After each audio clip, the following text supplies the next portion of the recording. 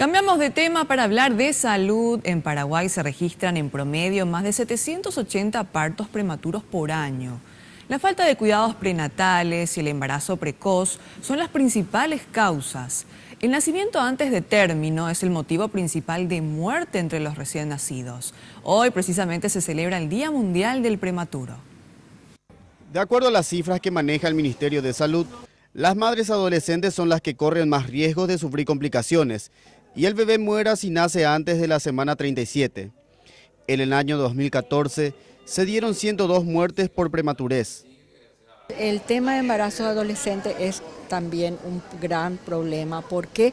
Porque la mayoría de estos niños que nacen producto de los embarazos en esta franja etaria desde 10 a 19 años son prematuros. Tenemos un porcentaje de 18% de partos prematuros en esta franja. Son cuestiones que se pueden evitar con buenos controles prenatales. Por ejemplo, por decir, una mamá que está embarazada, que tiene una infección urinaria, no se fue al médico, esta es una causa de que podría desembocar en un parto prematuro, cuando una infección urinaria es muy fácil de diagnosticar y es muy fácil de curar. Y es otras causas también mucho más fáciles de diagnosticar, o no mucho más fáciles, básicamente, por ejemplo, la hipertensión, la preeclampsia, la diabetes.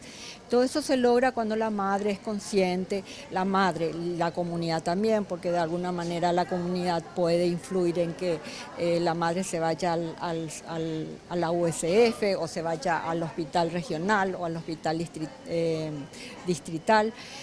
Hacerse su control, ¿verdad? Y evitar que estas complicaciones desemboquen en un parto prematuro.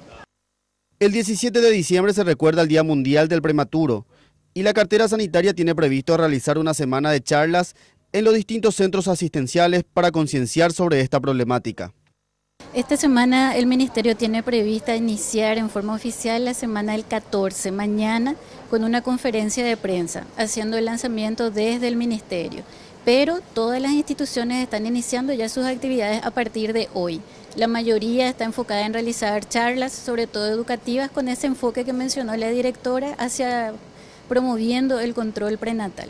Hay un decreto presidencial número 6.311 por la cual se declara de interés nacional la Semana del Prematuro y todas las actividades que se realicen durante esta semana.